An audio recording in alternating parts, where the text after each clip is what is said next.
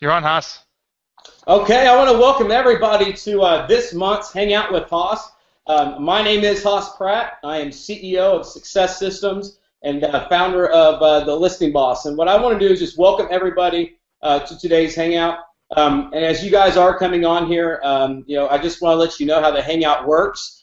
Anytime, this is like a live feed. So whenever you're watching this, if the sound stops or if it starts buffering, just slide that play bar back just a little bit, and then it will catch up with you. It's the best, next, greatest technology that we're using here, so everybody's internet speeds will depend on that. So, and my name is, again, Haas Pratt. I'm the CEO of Success Systems, where we help real estate agents double their business in 12 months or less, make it virtually impossible for their prospects to say no to them and to compete with them in their market. And part of that is because the strategies that we teach, the strategies that we coach, and that's what this is all about today. It's about helping you get more from your current efforts, helping you continue to grow, because what got you to where you are is not going to get you to where you want to go. And understanding that bridge is growth. So how can we align with the right people? How can we seek those people in our lives that will allow us to bridge that gap? And that's why we have this monthly hangout, is because that is our passion. That is what we do, is we show you how to do those things and how to do them effectively and quickly. And so I wanted to have Hal Elrod, who is the author of The Miracle Morning, on with us today, and also Frank Klesitz, the CEO of Viral Marketing, who helps us make these things amazing and brings his wonderful marketing insight to the calls as well. So before I bring those guys on, I will, and I'm going to let Hal tell his story, but I'm going to share with you a little bit about what you're going to learn today. You're going to learn that the number one key to taking your business to the next level, I'll tell you this. This is what I love about Hal's message, is, we all go through we all have different lives. We all have different challenges in our day-to-day, but we're all entrepreneurs. And as an entrepreneur, it's up to you to grow. It's up to you to make your day more productive. And I know for me, like I have 3 kids, a 2-year-old and a 1-year-old as well. So 2 babies in diapers. I've learned since I've had kids that it's real hard to get my day at the end of the day, and it's hard to say, well, I'll just do it when the kids go to bed. And I've had to learn that as my family's grown, that I have to get my time at the front of the day. And in real estate, for me personally, I've coached, over 4,000 one-on-one coaching hours. I've done over 1,000 live seminars. I'm telling you, in real estate, with most real estate agents, they struggle at getting started in the morning, and that's why Hal's on today, and that's the message he's going to deliver, is show you how you get those things, because growth is not always in the form of just making money. It's growing financially, growing personally, growing intellectually, journaling, writing, reading. But the question is where do you do all those things? How do you fit it in the day? And the answer is you do that in the morning. You do it before everybody else gets up. The next question is, well, how do I do that? Well, what do you do? That's what today's all about. It's to show you how to get more out of your morning, how to wake up effective, wake up and having an incredible mindset to attack your day. And that's what it's all about. And that's why Hal is also speaking at our live conference here in October 22nd to the 24th. Mr. Hal Elrod, your pal Hal, is going to be speaking. He's one of our keynote speakers there. So if you have not already registered, we're going to post a link in the comments. There's some seats available, but we encourage you to get registered because this event sold out last year and it will sell out this year. And the link is rechargelive2014.com. rechargelive2014, that's 2014.com. And with that said, what I want to do is I want to go ahead and bring Mr. Hal Elrod on, and I want to have him share his story of why he has this message and what it means, what it's going to mean to you, and how it's going to affect your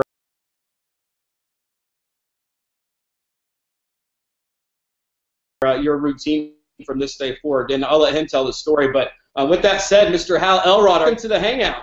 Thank you for having me on the Hangout. I love hanging out, man. This is fun. This is good. This is good. Yeah. And Frank, good to have you here too, buddy.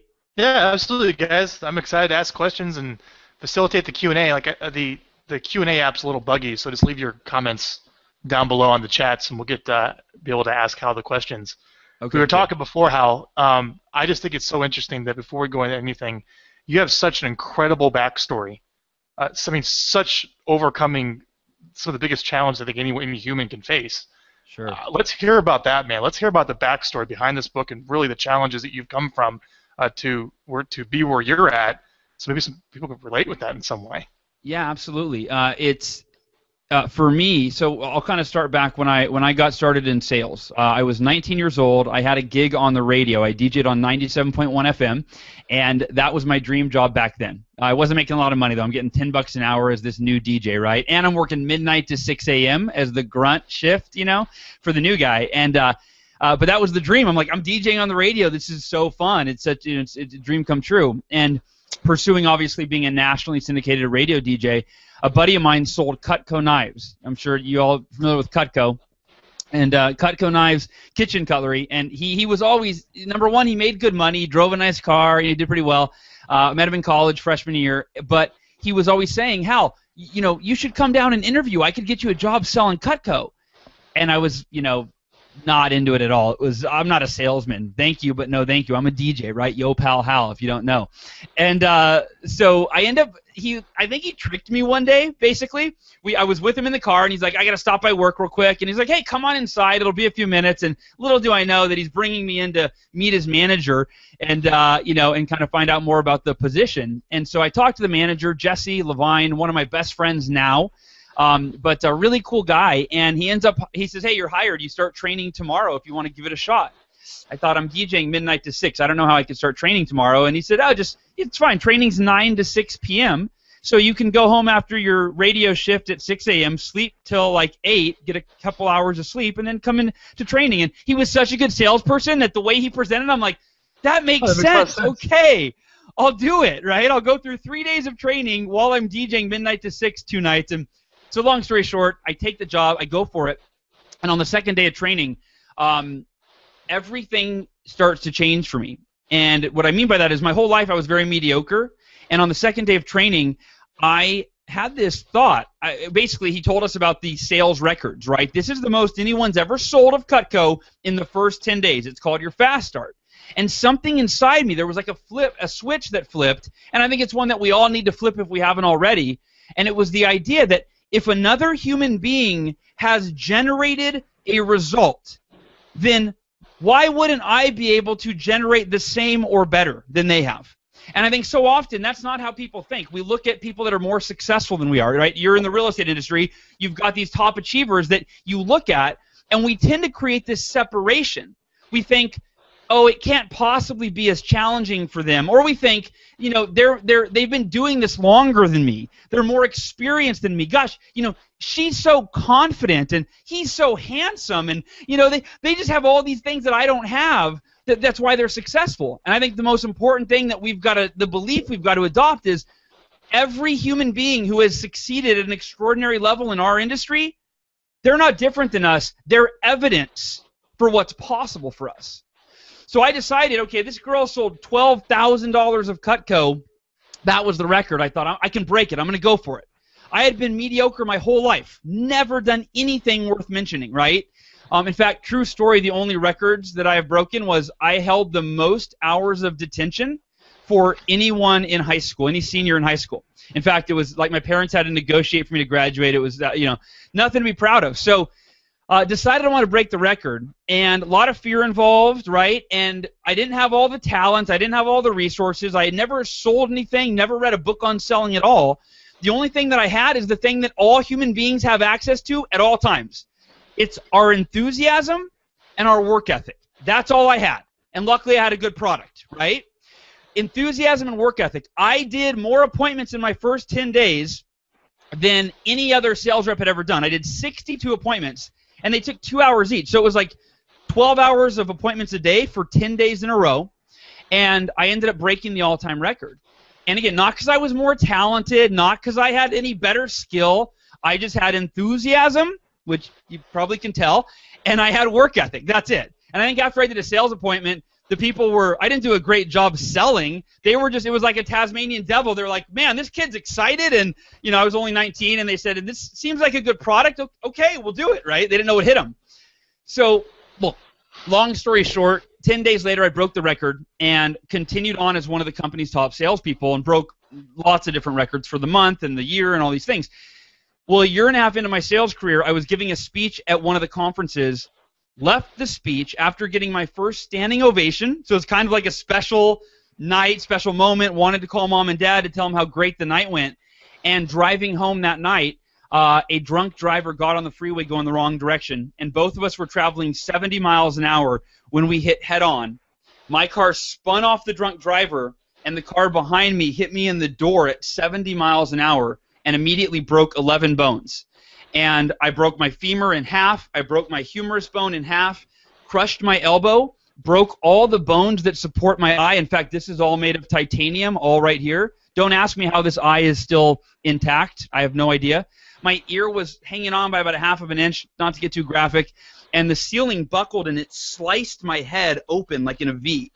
And with my leg broken, I punctured a lung, I ruptured my spleen, and I sat there in my car trapped. In fact, I think you can see that's the car and that's me a couple days later.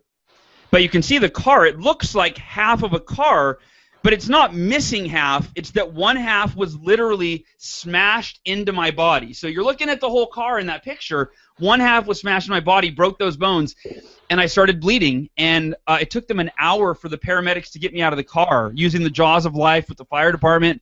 When they finally pulled me out, I actually bled to death, and my heart stopped beating, and I was clinically dead for 6 minutes. Thank God the paramedics didn't give up after 5 minutes. They kept working, and they revived me, and I was rushed to the hospital where you saw that picture, a couple days later. I underwent, I think it was 8 or 9 surgeries. I have a 14-inch titanium rod in my leg. I've got a metal rod in my arm. I've got 2 screws in my elbow, and then the 3 plates around my eye. And I flatlined twice in those 6 days that I was in a coma. My poor parents. I'm a dad now, Haas, like you. I've got 2 little ones. I've got my daughter turned 5 yesterday, actually, and my son is about to turn 2. And now that I'm a dad, I get my mom and dad had it way worse than I did. Like, I was unconscious for all of this. I was in a coma. I didn't even know what was going on. And they're sitting at my bedside watching me flatline, watching their oldest, their firstborn flatline. And when I came out of the coma, it was, and I'll turn it over to you guys in a second here to ask questions, but came out of the coma, the doctor said 2 things. They said, number 1, you have permanent brain damage, and number 2, you may never walk again, right? My pelvis was broken in 3 places as well. And that was, kind of like when the U.S. economy crashed in 2007 and 8, which we can get to in a bit here, right? But it's these things out of our control that happen to us, right? That we can't control. Sometimes the circumstances or the market conditions or the buyer, or when a house falls out of escrow, the only thing we can control, and we've heard this before, but how well do we do it, is how we respond. In fact, it actually is, first of all, how we interpret. How do we interpret the circumstances, the challenges, the adversity in our lives? How do we interpret it? Do we see it as, do we feel sorry for ourselves? Do we feel hopeless? Do we get down on ourselves? Do we feel like victims? Or do we decide that we're going to use every adversity and find the advantage in the adversity? Right? I love what John Reese, one of my mentors, John Reese, says, every experience is an asset, good or bad. Every experience, good or bad, is an asset. And I think that's so true. And so for me, I decided, you know what? I always wanted to be a motivational speaker, but I never had much to talk about. My parents were really good to me. I had like a normal childhood. I wouldn't have asked for the circumstance, but I thought maybe that's what I can do with this. I can overcome this, first of all. I got to figure out how to walk again. That was my commitment. I'm going to figure out how to walk again. And if I can't, I'll accept it. But until I am proven wrong, I will focus on, visualize, pray for, imagine, put all my energy into walking again. And 3 weeks later, I took my first step. And 3 weeks from being found dead, 2 weeks from coming out of the coma, I took my first step and got back onto the road to recovery. You know what I love about that is the fact that, and I'm reminded of life happens for us, not to us. And when you said, and we go through challenges, and we all go through different challenges in our lives, but You're absolutely 100% correct. It's all about the story that you tell yourself of the circumstance.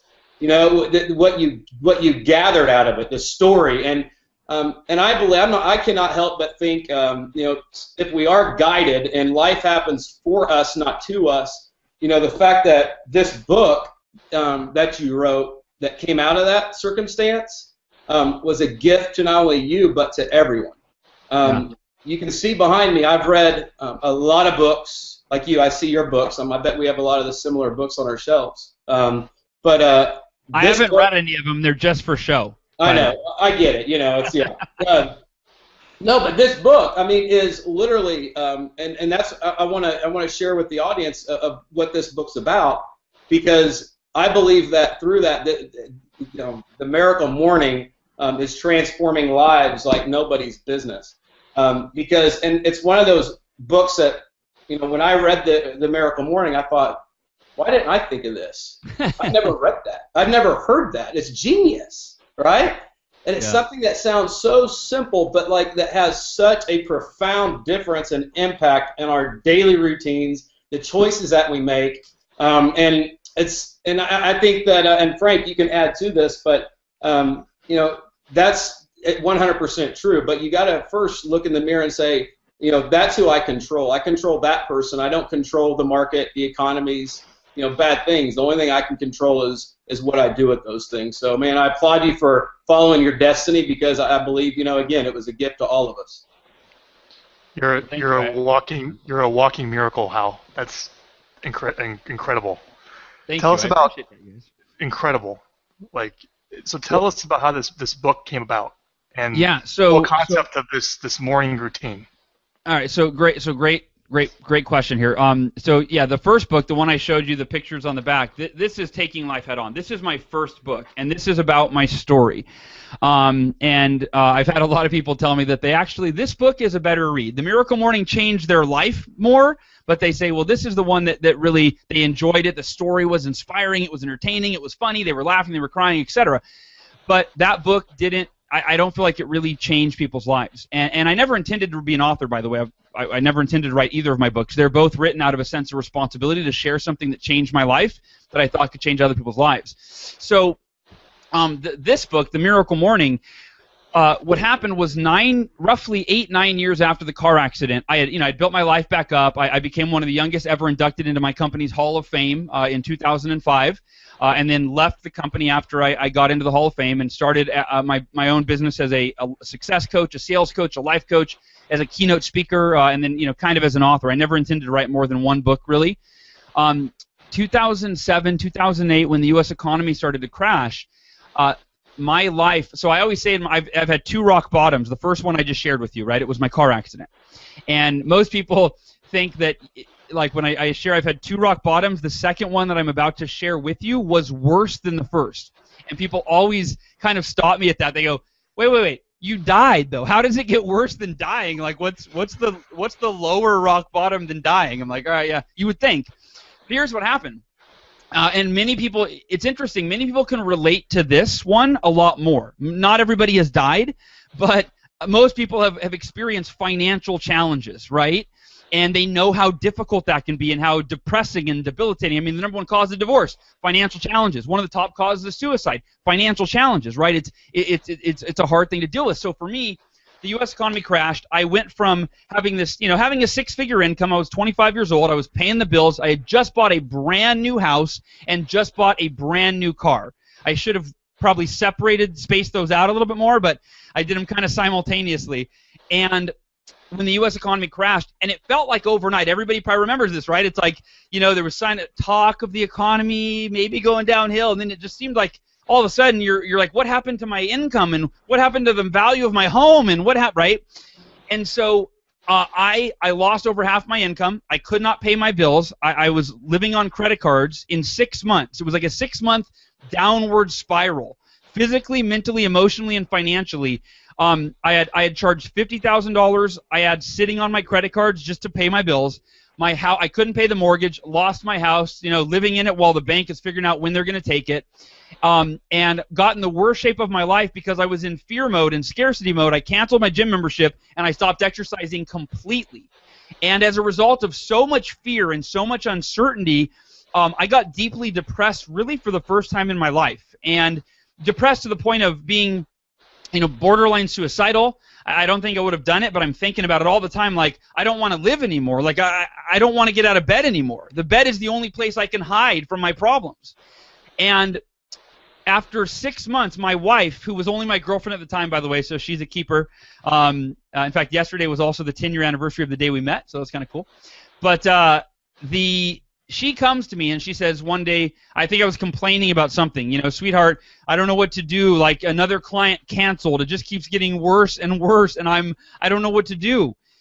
And she says, why don't you call one of your friends? You've got some friends that are very smart, that are very business savvy. Call John. Your friend John is a genius. He loves you. He's not gonna, he's not gonna judge you. He's not gonna tell other people. It's safe. You tell him. I'm sure he could give you advice on how you could turn this thing around.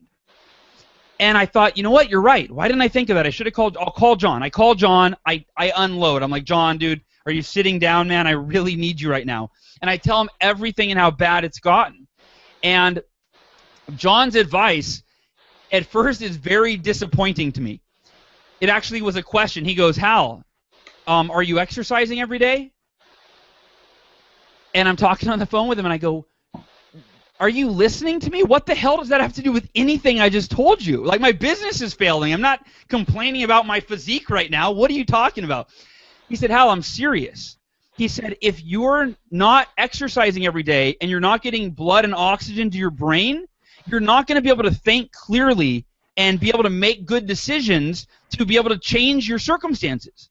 He says, you're a smart guy, but you've got to put yourself in a peak physical state every day so you can be in a peak mental and emotional state every day so you can make better decisions and turn this thing around.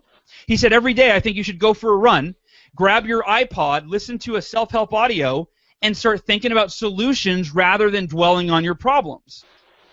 And my response was, John, I hate running, dude. Give me something else to do. And he says, Hal, what do you hate worse, running or your current life situation? I was like, okay, all right. Touche, screw you, okay, I'll go for a run. And so the next day I go for a run, I grab my Jim Rohn audio, which we were just talking about, right? Frank and Haas Jim Rohn. Grab my Jim Rohn, my iPod, and I'm on the run, and 2 minutes into the run, I hear a quote that becomes the catalyst to transforming my entire life faster than I ever thought possible. And the funny part is, I had heard the quote before, but you got to hear something sometimes at the right moment, or maybe it's the 17th time you heard it when it finally clicks for you, right? You're in the right mindset. And I don't think it's a coincidence that I was on a run, so I had more blood, more oxygen to my brain, right? I'm in a peak physical state, and I hear this quote. And here's the quote from Jim Rohn. Your level of success will seldom exceed your level of personal development because success is something you attract by the person you become. And I realized I'm not dedicating time every day to my personal development. Therefore, I'm not becoming the person that I need to be to attract and create and sustain the success that I want. Not physically, not mentally, not emotionally, not relationally, not financially. In any area of my life, I'm not really growing at the level I need to be. And so I ran home with a commitment. I'm going to dedicate an hour a day to personal development. But the challenge that all of us face, and you kind of alluded to it earlier, Haas, when am I going to do that? Like, I don't have extra time. I literally wake up, go into my office, work all day until I go to bed. That was my routine. Maybe then watch an hour of TV, veg out, go to bed, hit the snooze button 3 times, right? Same routine every day. And I'm looking at my schedule, my planner, and I'm thinking, when can I fit in an hour of personal development? And 5 a.m., an hour before I normally would wake up. Normally I get up at 6 because I had to be up. I get up at 5, though. Then I'm looking at 5 a.m., and I'm thinking, I'm not a morning person. I can't wake up at 5 a.m. Who does that? And then it hits me. A quote from my mentor, Kevin Bracey. It says, if you want your life to be different, you have to be willing to do something different first, right? Like, go to the recharge event, right? Like, invest in yourself.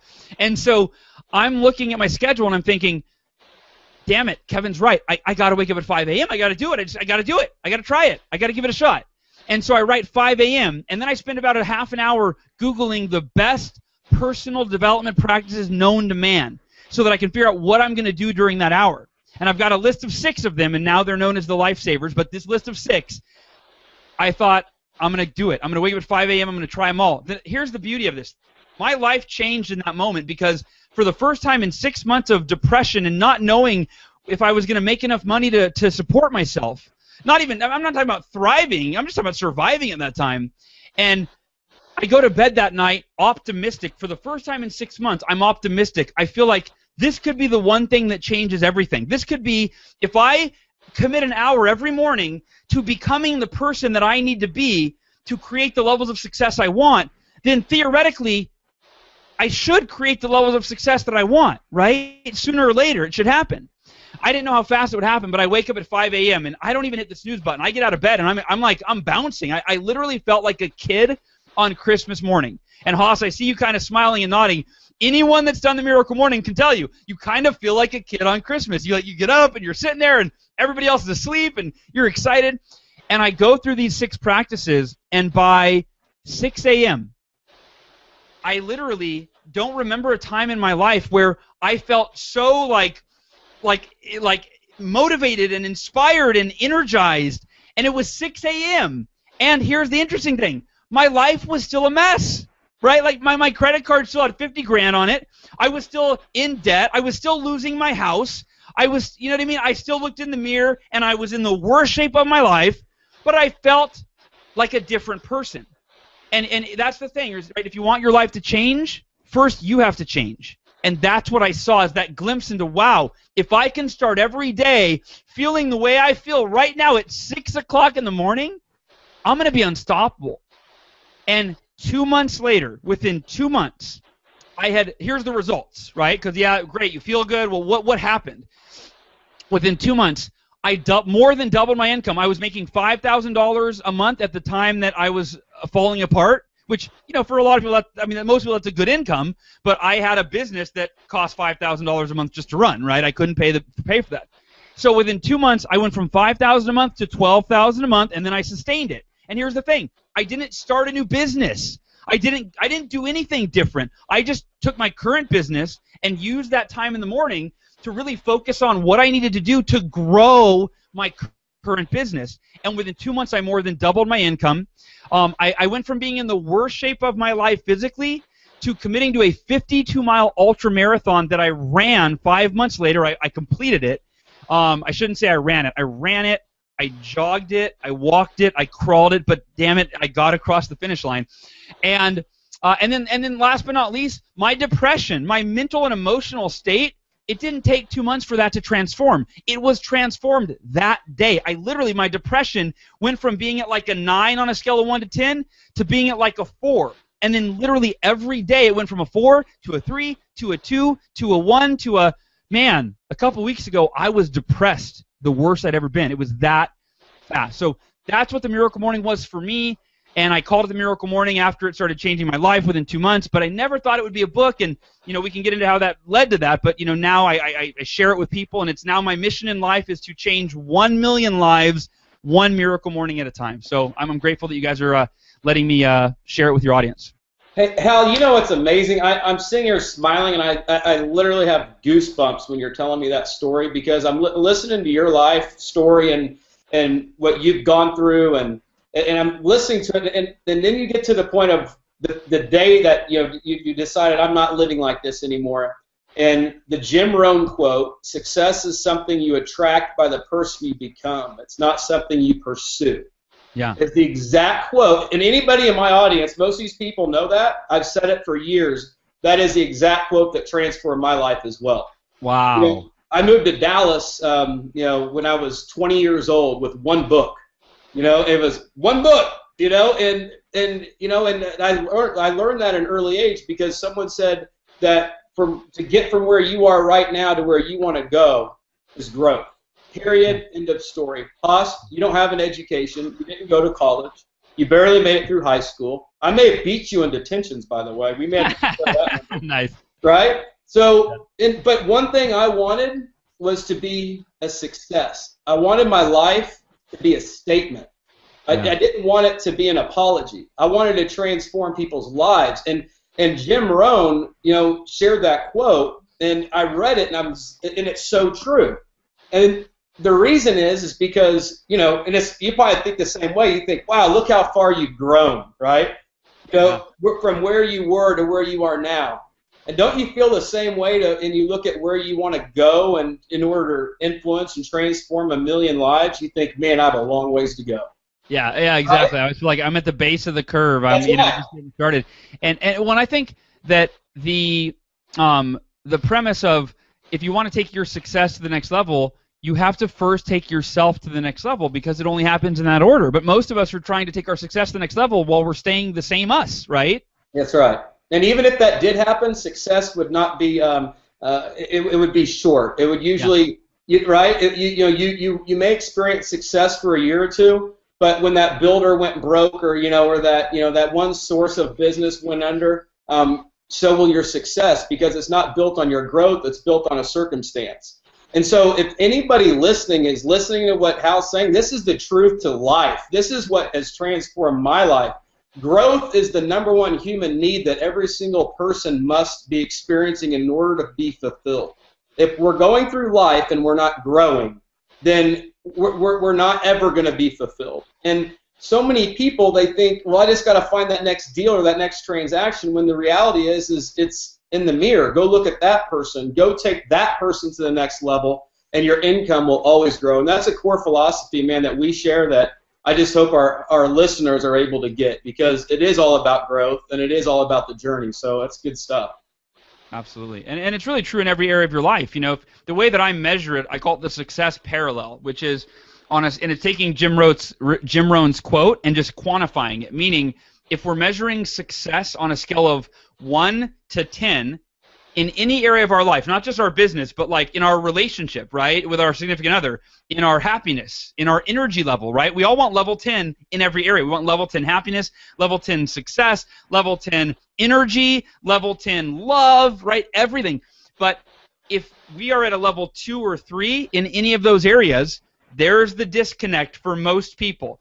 I want this, but this is who I am. And that's what I realized in that moment on that run is I want level 10 success, but I'm at like a level 2, maybe a 3 on a good day. And there's the disconnect. And so by becoming a level 10 person, level 10 success meets you head on. And it's true, if you're a mom or a dad, you should be reading every book you can get your hands on being an amazing parent, right? And by the way, my favorite book on parenting for everybody listening, if you have kids, it's Peaceful Parenting. Highly recommend it, just as a little bonus. Good stuff. Frank, do you have anything to add? No, this is incredible. This is such a great story, but we got to get into, we have about 30 minutes left while everyone's here, is, what do millionaires do in the first hour of the day? Let's spend the rest of the time diving into those 6 things that you do every morning and how you came up with them and how you implement them, and give some action steps for people to take action on this. Absolutely, I love it. And so what I found as I was doing what I just recently coined the term G-search. I don't know if I made it up, but I was doing, because I said I'm doing research, and they go, what kind of research? I'm like, I'm just doing Google searches, so we'll call it G-search, right? That's my advanced research. But I was doing G-search, Googling what do successful people do every day, and I was Googling what do millionaires do every day, and I was Googling how do millionaires start their day, and I was Googling how do CEOs start their day, and I was Googling CEOs' success ritual in the morning, or just like every phrase. I spent like an hour just Googling all these things, and I Googled things like the best personal development practices in the world, right? And I'm doing all this research, and it was at first disappointing for me. Believe it or not, it was disappointing first when I found out that, wow, successful people all seem to have a morning success ritual, right? Because I was so not a morning person, and I think the majority of people watching this are like, yeah, I'm not a morning person. I don't know. I'd say probably 70% of the people that do the Miracle Morning every day now and swear by it were not morning people when they read the book, when they started it, and it transformed them. The other 30%, they already woke up early, but they usually woke up early and they didn't work on themselves. They got into email, and they checked email, or they got on social media, or they watched the news, right? So they had the early rising part down, but they weren't doing anything to become a better version of who they were when they woke up that morning. So my disappointment was these 6 practices that I kept coming across. I'm looking at entrepreneur.com and fastcompany.com and Huffington Post and reading different blogs and this and that. And the 6 practices that I just kind of kept cross-referencing. I'm like, oh, look, there's meditation again on, I Googled Fortune 500 CEOs that meditate. And by the way, if meditation for you, and we'll get into this in a second more, but if you're like, I can't meditate, like I tried it, or I don't even know what it is, or you think it's this Eastern philosophy thing, do what I did for my buddy, my good friend Peter Voogd. I was talking to Peter about meditation. This was like a month ago. And we were out and about, and I said, Peter, do you meditate? And he's like, nah, man, I don't have time for that. He's like, I want results. I'm like, okay. I'm like, give me your phone real quick. And I opened up his Safari on his phone, and I Googled Fortune 500 CEOs that meditate. And then I gave it back to him, and he saw all these articles on all these, websites, and he was like, really? He goes, you just convinced me. There's nothing you could have said that would have been more influential than what this Google search right here, right? So anyway, here's the point. I have this list of 6 practices, and I'm going to go into them right in a second, but I've heard of all of these before.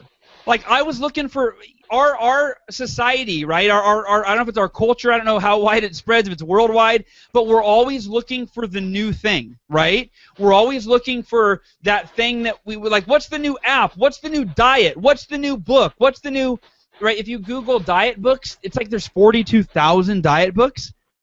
Really? Are there really 42,000 different ways to lose weight, or are there 2? You eat good foods and cut out bad foods, and you exercise. That's it, right? But we're looking for the new thing, so people dress it up and make it new and fancy. And so I was the same thing. I'm looking for the new thing, and I'm going, I've heard of all 6 of these before. I'm like, what a disappointment. And I was this close to being like, whatever, I guess I don't know what I'm going to do. And then it hit me. 2 things hit me. Number 1, millionaires and billionaires and the most successful people in the world do a combination of or all of these 6 practices that I've got written down here. That was my realization. And I don't do them every day. So maybe that's why, just because I've heard of them before, that doesn't mean anything. So I go, okay, I've got to commit to do a couple of these, all right? And so then I'm going back to my G search, and I'm trying to get sold on which of these 6 is going to be the most profound and powerful for me, because I want the biggest bang for my buck. We all do, right? I don't want to waste time. I want to know, okay, is it journaling? Is it meditation? Is it visualization? Is it affirmations? Which of these is going to really change my life the fastest? And I'm reading, I'm searching, and I go, wait a minute. What if I did all 6 of these every morning for 10 minutes each? I was like, that would be like personal development on steroids. You know what I mean? Or on HGH or on turbocharge or whatever, right? And so I end up, the next morning I wake up, and here's the 6 practices. And I've organized them into a memorable acronym for everybody. So you can remember them. And they are called the Life Savers, and Savers is the acronym that, sorry, I'm looking for him here. Savers is the acronym that, all right, I can't find him, that allows you to remember the order of these. And you don't have to do them in these order. You can customize your own Miracle Morning however you want. But the S in Savers stands for silence. So silence. So instead of starting your day like most people start their day, let me ask you, Haas, do most people start their day in a period of purposeful silence? No, they get out of bed when they have to get out of bed. They rush to the shower to get ready, and they just hit the ground running. Yeah, they hit the snooze button as many times as their schedule will allow, which, by the way, here's a little bonus lesson for everybody and kind of a realization, a reality check. When the alarm clock goes off every morning, that is life's first gift to you. That's life's first gift to you. It's also life's first test for you. It's like, how bad do you really want the life that you claim that you want? Do you have enough discipline to get your ass out of bed when the alarm clock goes off? Or do you lack that discipline and instead you choose procrastination and you hit the snooze button 3 or 4 times? Think about that, right? Because as T. Harv Eker said, how we do anything is how we do everything. So if the alarm clock goes off, that's life's first gift to you, first opportunity to show yourself, the universe, whatever spiritual power you believe in, right? And if nothing else, to show your subconscious mind, I'm committed to create the extraordinary life that I really want, and I'm going to prove that because I'm getting out of bed and I'm going to work on myself to become that person. So most people start their day kind of like in chaos and rush and hectic. They hit the snooze button a few times.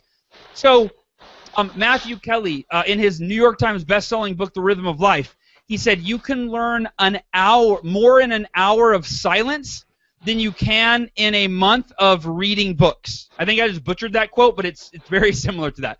You can learn more in an hour of silence than you can in a month of reading books. So meditation, the benefits of meditation are, I mean, they're proven, they're irrefutable. In fact, Oprah Winfrey,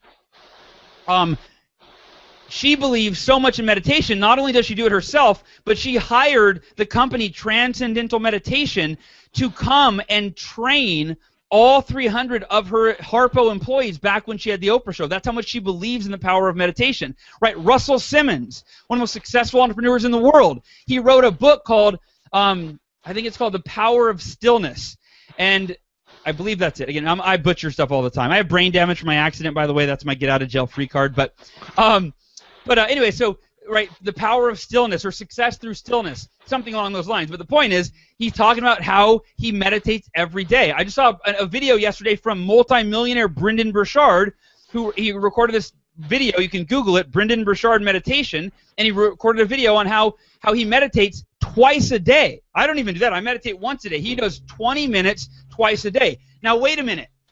He's a multi-millionaire. Why would he meditate twice a day? Because it must serve him. It continues to serve him. And how does it help you? How is this going to help you? Spending that time in silence.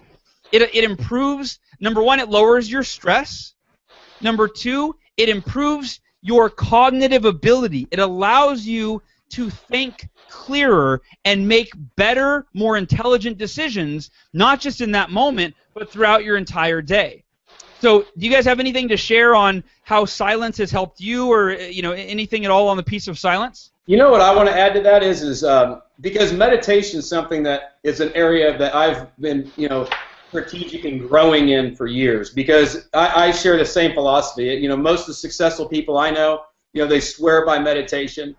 Sometimes it's especially in our world of real estate, sometimes quieting their mind is a very challenging thing to do, right? They have this going on and that going on and all this is happening.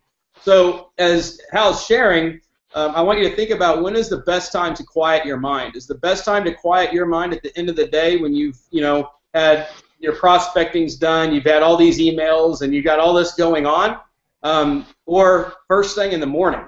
And that's I think is a big takeaway, that if you're going to meditate, doing it first thing in the morning is it's gonna allow you to be much more successful with it than trying to do it at the end of your day. Yeah, and that's the thing is, we're going into the lifesavers right now, these 6 practices, and I have had people ask me, well, Hal, what about doing the lifesavers? Like, couldn't I do them at a different time in my day instead of the morning?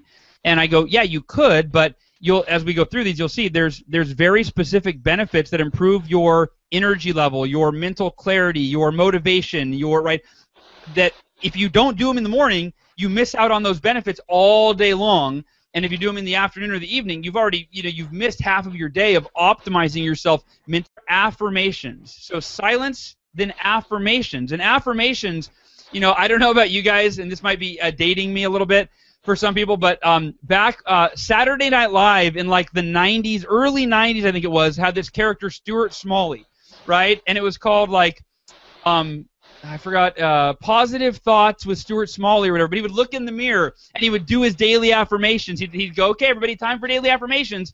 And obviously it was a funny skit, and he'd go, I'm smart enough, I'm good-looking enough, and doggone it, people like me, right? And it was this really silly thing. So I always thought affirmations were a joke. And then I was introduced to him when my buddy Matt Recor, who, very successful individual, he, in fact, at this time, I was renting a room from him for $500 a month. I was like 24 years old, renting a room for $500 a month, while he owned 5 houses. And every morning, I would hear him shouting from he'd be in the shower, and I'd hear him shouting out of his master bedroom, and I'd think he was calling for me, and I'd go, Matt, hey, buddy, what's going on? You need me? No, Hal, I'm just doing my affirmations. But okay, and I'd kind of step back and listen, and he'd go, I am powerful, and I am going to achieve everything I want in my life, right? All this I'm like, what a weirdo. Like, what a weirdo. He's talking to himself in there. And then it finally hit me. It took a long time to hit. I joked with him, and then I finally was like, wait a minute. I rent a room from him in one of his 5 houses. Maybe I should talk to myself more often, right? So affirmations, the way that I see them, and I really, by the way, these are my favorite part of the Miracle Morning. I often get asked, of these 6 practices, do you have a favorite? Affirmations are my favorite. I believe that they allow you to really maintain your focus and enhance your beliefs that are necessary for you to become who you need to be to achieve what you want. In other words, an affirmation is a written depiction, right? A written statement that articulates not who you were in the past, not based on your faults and your failures and your insecurities, but it's a written statement it's like a perfect view of who you aspire to become, and it reinforces that you can become that you are becoming that you're committed to becoming that, and that if you focus every day on becoming that person with those traits that you've outlined in your affirmation, and even the behaviors that you've identified that you need to do each day to achieve your goals, then you're programming your conscious, subconscious, and superconscious mind to become that person. It's incredible. So, Haas or Frank, anything to add to affirmations? No. I mean, let's just go over, just for the sake of everyone here, these 6 things. What are those 6 things? And let's go deeper into. You're right. So we covered affirmations. I'm a speaker, and I totally forgot to tell them what I'm going to tell them, and then tell them, and then tell them what I just told them. Tell them what you told them. Yeah, that's like day 1 stuff. All right, thank you, Frank. That's why you're awesome. All right, so the lifesavers, very quickly. S is for silence, affirmations, visualization, exercise, reading, and scribing, which is just a fancy word for journaling, for writing. And again, if you look at those 6 practices, you remember I told you, I was disappointed with that list initially because you're like, yeah, I've heard of all of those. Maybe you even tried, you're like, exercise, that's not rocket science. Tell me something I don't know, right? So those are the 6. And so the V is for visualization. Now let me, real quick, I'm going to give everybody a little bonus tip on visualization because I think it's taught very incompletely, if that's a word. It's taught very incompletely. I don't think that's a word, but that's how it's taught. When it comes to visualizing, most experts teach you to visualize yourself at the ideal weight that you have, right, or that you want. And visualize yourself at that weight. And then when you see yourself at that weight, imagine it happening. And that's great, by the way. This is the first half, but I don't believe it's the most important half. It's the first half of effective visualization. And it allows you to, it takes these ideas that you have, these goals, these dreams that are floating around in your head, and it actually turns them into a concrete vision. So now you see it, and it now becomes ingrained as a much more real possibility. Because when it's just an idea floating around, there's a lot of fear and insecurity around our goals and our dreams, aren't there? Right? We've got these big goals and dreams, and they're cloaked in fear and insecurity. And typically that cloak of fear and insecurity, it acts as a barrier from us reaching down and actually grabbing hold of that goal and that dream and making it a priority, achieving it. So visualizing the long term, seeing it happening, that creates there's still going to be fear and doubt around it, but you've kind of taken that cloak off and you've put the goal and the dream becomes real now, because now you can see it. That's the first part of visualization, and that's where most gurus, they leave it at that. They go, visualize your goals and dreams every day. That's great, and it's better than not doing it, but that doesn't close the gap between, okay, I see the outcome, where's the bridge? Where's the road? What do I need to do every day to make that a reality? And that's where I believe the most important part of visualization is that once you spend a few minutes, 5 minutes, whatever, seeing the long-term picture, get excited about it so you're motivated to make it a reality, but then bring your visualization back to the present day. See yourself doing the thing that you need to do today to ensure that that long-term vision becomes a reality. And I'll tell you what I used to do. I'm getting some feedback here. All right, so I had this cover design 2 years before the book came out. And so I knew. So I would picture people reading the book. Like I would literally picture them as if I was outside of the body. I was looking at people reading the book, and I would see them with like big aha look on their face, like wow, right? Like they're really into it. You guys hear an echo, by the way? Yeah, what is that? Do you guys hear the echo? I do not hear I haven't changed anything. It must be a Hangout error. I could try unplugging my mic and just talking. Here, let me try. That's where Andrew never had a problem before. Hal, you're incredible. You're incredible. By the way. Sorry, everybody. Can't hear you, Hal. Change his mic. Let me change my mic. Hang on. Testing 1 2. No.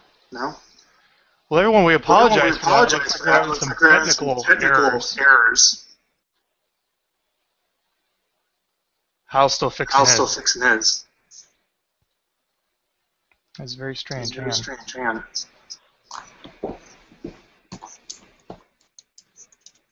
And while Hal is doing this, I'm gonna and Hal, you go ahead and speak up if we can't hear you. But here's the thing that I want everybody to listen to with Hal, because we share a lot of the same philosophy. We're mentored by a lot of the same people. Mic check. And you there, Hal? Oh, can you hear me? Yeah, we can hear you now. Oh, cool. But awesome. What I was saying though, Hal, is what you're saying is I know we share a lot of the same philosophy, and it's our personal philosophy, and it is truly about growth. But some of the best advice that I've ever received is in that growth and in growing is invest 10% of your income. People talk about invest 20% into the stock market, or do this. Invest your money. If you take 10%, invest it in you, the return will be much greater than any financial investment. Invest it in yourself, into growth. Whether it be a coach, going to a seminar, having mentors, buying books, buying conferences. I buy everything. If there's a training that I don't have, I buy it. If there's a seminar that I want to go to that I haven't been to yet, that I've heard great things about, I'm going, because those are the steps that are going to get me to where I want to go. We're all one piece of information away from achieving any level of success that we want to achieve. And the only way you're going to know what those things are is by taking that step forward and saying, I'm stepping out, I'm going to accomplish this, I'm going to grow. And something that Hal hasn't said, but I know that he will, I know I experience it, he experiences it. When you have that faith and you take that first step, there's a force that is with you that it's invigorating, it re-energizes you, it's exciting, and you become what you have to become. Don't ever let your fear stop you from taking the initial step, because that initial step is what's preventing you from getting to where you want to go. And I want to share that because it's, investing in ourselves is the number one investment we can make. And I'll hand it back over to you, Hal. No, absolutely. And I just got back from a two-day conference called Mastermind Talks. It was $5,000. That's a lot of money for a two-day event, but at the end of the event, I signed up the first person to sign up for my tier. They were there, ran into the room, and I'm like, I want to guarantee. Hal, we're getting horrible feedback on you right now. I'm sorry. Shoot. I know. Hal, why don't you do this? What we're going to do here in the comments, everybody, is to put these things. And I think we probably need to have another people on what he's been doing. Hey, can you guys hear me now? Yeah, we can hear you. Does it still echo though? Yeah, no, we still got the echo. I'm getting an echo from you guys now. Let me hop off. I'm gonna hop back on. Yeah, let's get rid of Frank. Frank's caused nothing but problems. Let's find out. You're out of here, Frank. If I hop off, it's gonna end it. Oh. I'm stuck with me now. All right, but we have 6 minutes though. So are there any, if there's any, I don't know if they can post a question or anything like that in there, but tell us that, because I'm like you, Hal, as far as, because you didn't know what you know now, right? You had to go seek those things, and the finding is reserved for the seekers. The findings reserved for the people that made the commitment to be on today's training because they're looking for something, they're seeking something, they want to know how to transform their routine to get better results, and that's the first step. And so for that, I know we all applaud everybody for even being here, but don't stop that journey. Like Hal is continuing to grow, Frank's continuing to grow, we all are, and growing not only in one area like our business, but also growing in other areas.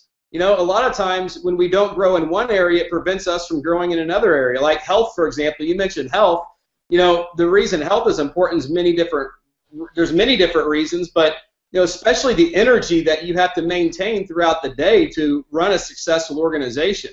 You got to have that energy, and you're right. Enthusiasm does sell. How do you keep that enthusiasm, that energy up all day long?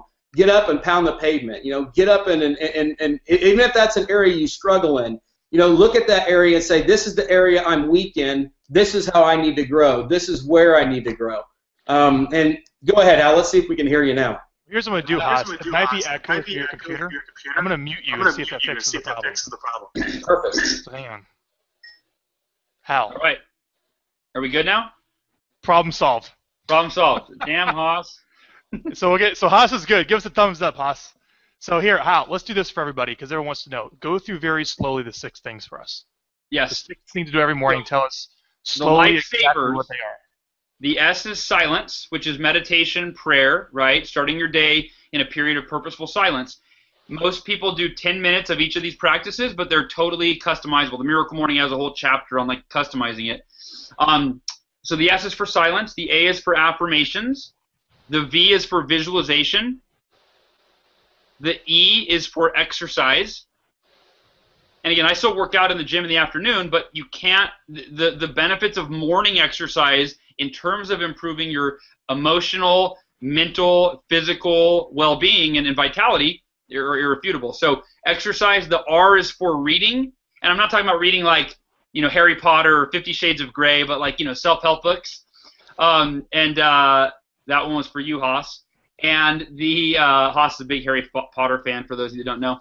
And then the final S is for scribing. And scribing is I really owe that one to the thesaurus because my vocabulary is not that big. But it's a fancy word, if you will, for writing or for journaling. So I use, and by the way, if meditation for you is totally foreign, which, I still struggle with meditation. In fact, yesterday somebody asked me, what's the hardest part of the Miracle Morning for you? I said meditation. It's not easy for me. It's hard. I said that's exactly why I'm committed to it, though. See, people go, oh yeah, I tried. In fact, I met someone the other night at my daughter's birthday party the other day, and she goes, oh yeah, I tried meditating. It doesn't work for me.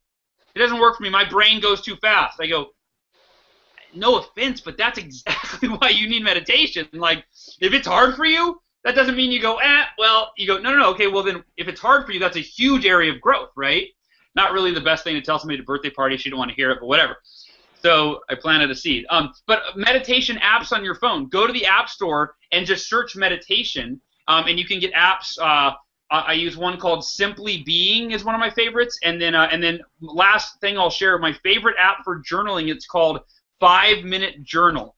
You will Haas, if you don't have it, get it, Frank. You will love it. It's an app called 5-Minute Journal. You can't really see that, but yeah, man. Cool. So well. This is fantastic. Where can someone go to pick up a copy of the book that goes deeper in these concepts? Yeah, please do. Go to miraclemorningbook.com. Just really redirects you to Amazon. So Amazon is where you want to buy the book. That's where I do most of it's the cheapest place to buy it. Amazon.com is where you can get the Miracle Morning. You can go read the reviews. It's got 400 reviews, average of 4.7 out of 5 stars now. It's pretty exciting as of yesterday. And then now, if anybody's watching this right now, and you spent your last dollar on going to the Recharge event, which I hope you did, because I will be there and I want to meet you. But you can go to miraclemorning.com. If you're not ready to buy the book for some reason, if whatever the reason is, if you want to try it out, though, go to miraclemorning.com, and you can get the first few chapters free. You'll get a video training free, and you'll get an audio training all for free at miraclemorning.com. And if you want to buy the book, yeah, like you said, Frank, go to Amazon.com is the place to get it. Great. Thanks a lot for your time, and let's go ahead and I'm going to unmute Haas if you have any closing words. Haas, roll your mouse over my face. Can you hear me? Unmute. Perfect. Well, man, Hal, I just want to first off just thank you for taking the time with us today. I mean, you know, this is to me as I can talk about this stuff, listen to you talk about this stuff all day.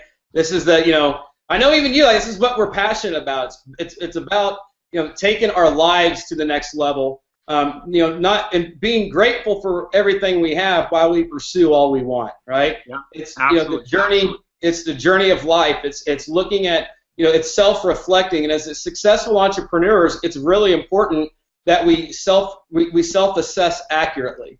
And what I mean by that is, you know, we all have strengths, we all have weaknesses.